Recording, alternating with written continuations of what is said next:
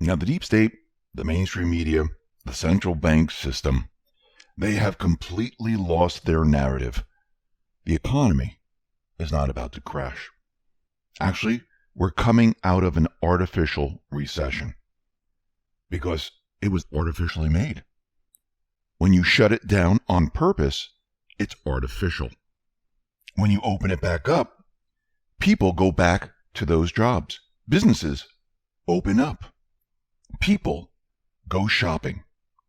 And what we are seeing right now is that the artificial shutdown is now being reversed. And I want to say something very important is that during this entire time, we have been watching the Great Transition. It's happening in real time. Now, I do believe that everyone thought that, this transition, we were going to see everything completely change all at once. Trump was going to be out there saying the central bank is the cause of it all. We're going to go on to gold. Everything is going to be moved away from the globalist system. That's not how the transition is happening. The transition is happening very slowly, very methodically, at an accelerated pace. Think about what the deep state, what the central bank, the mainstream media has done over the many years. In real time, behind the scenes, they broke down America. They made it harder for businesses to start up. They made it harder for businesses to stay here. They added more and more regulation, more and more taxes. And this was done on purpose to push businesses out of the United States, to push them into other countries, mainly China. What Trump is doing right now is during this entire time, and remember, he has a lot of weapons in his arsenal where he can use it to accelerate the process. While we're in this pandemic, if you want to call it that, while all this is happening, he is going to be transitioning the economy. And most of the people aren't going to even realize that it's happening. It started way before the pandemic. A lot of people didn't recognize it there, where he removed the globalist trade deals, renegotiated the globalist trade deals. If he could get rid of it, he would just gotten rid of it. I'm talking about NAFTA. It was tied up in Congress. Congress would have had a vote on it. So he decided to renegotiate it because he was allowed to do that under the terms. And if you look, during this period before the pandemic, Trump has been moving pretty quickly at getting rid of the globalist trade deals. When the pandemic hit, what did he do?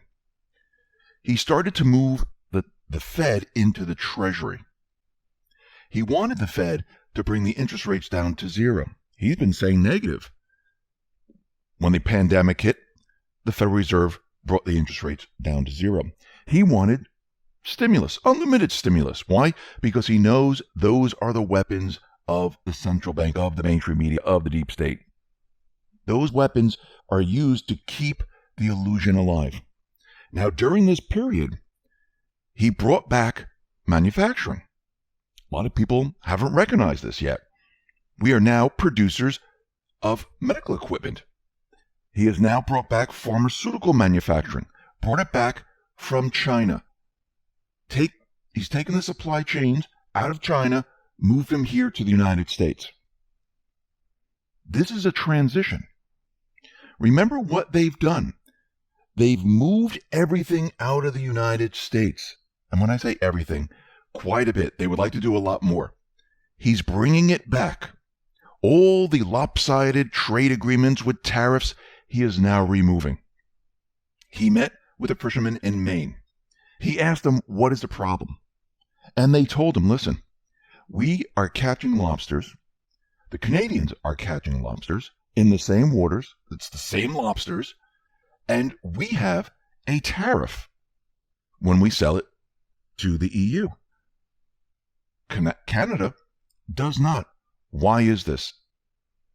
Trump, he's meeting with each business sector, trying to understand what the deep state, what the central bank has done, where it is hurting our industries. I think he has an idea, but it's better to meet with these individuals, hear it from the people, and then he takes action because the people are saying, this is what is hurting our business. If we remove tariffs, if we remove regulation, if we remove taxes, we would flourish like never before.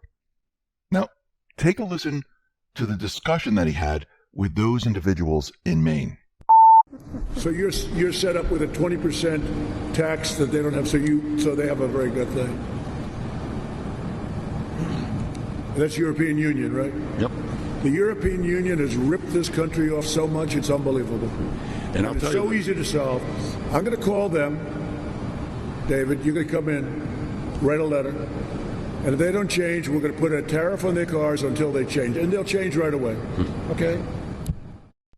Now, this was just a clip of his meeting with those individuals in Maine. If you want to see the whole thing, you can go to YouTube, type in White House. You can find the interview there. But what he is doing, he is now reversing everything the central bank, the deep state, has done. We're watching the transition happen in real time. He's building the foundation of America. He's building the manufacturing base. So when it comes time to go after the central bank, when he's going to attack the central bank and their fiat currency system, he needs a strong base. He needs an economy that is producing. He needs even and fair trade deals with other countries. Because at that point, when you have other countries that are needing our products, when you have a country that is strong, you can then move forward with removing the central bank. If you go back to 1940s, after the World War, what did the United States have then? The United States had manufacturing. The United States was not attacked. Europe was decimated. So all those countries gave their gold to the United States to hold. The United States became the reserve currency of the world. The United States at that point was strong because we had manufacturing.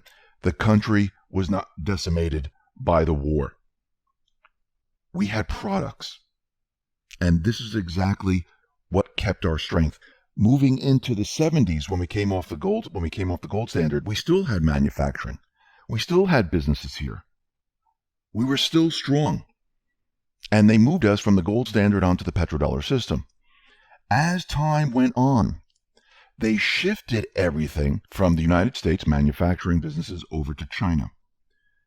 Why? Why did they add more regulations? Why did they add more taxes? Why did they remove the incentives? Well, think about going all the way back to World War II, right after the war. The United States was a manufacturing powerhouse. The United States was not decimated by the war. We were strong.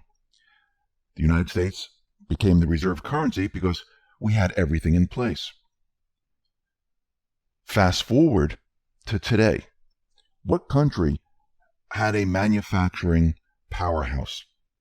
It was China. All the supply chains were in China. What did the United States have? The United States had a lot of their companies and manufacturers move out of the United States and into other countries. Because of that, the United States was weakened economically. China was built up because China was going to be part of the next currency system. They were building that up. Trump now has reversed a lot of that already. A lot of the companies that were in China now moving out. Japan's doing it. Europe is doing it because they saw all their supply chains in there. And with all the supply chains in there, if something happens to China, the rest of the world suffers. So we're starting to see companies move away from that. Trump knew that he had to bring medical manufacturing back, pharmaceutical manufacturing back, and a lot of other companies back to the United States. But for now, the companies are moving into other countries, which is fine at this point, as long as it's diversified. Trump, he's building the country back up to the way it was after World War II, where we are a strong manufacturing powerhouse. Once we are strong as a nation economically, Trump can then go ahead and move us to sound money. Because once we move from a fiat system, which is debt driven, and we move to a sound money system, the country can withstand it. The country actually is going to do a lot better, and we can move forward. So I do believe his first phase of all this is to build America up. And with this pandemic and with the National Emergency Defense Production Act, he has the ability to bring us back to where we were. And we're watching the transition happen in real time. I don't believe he's going to be tackling the central bank till after he wins the election, because then he will have everything on his side. He'll have the ability to go after the central bank system. He doesn't have to worry about winning the next term. He can go for it and use everything that he has to get rid of him. And I think this is going to be a coordinated effort, not just with the United States, but with other countries. And I believe those plans are already in the works, that they have been for a long time. And this is why Trump has already started to move the Fed into the Treasury. He already started the process.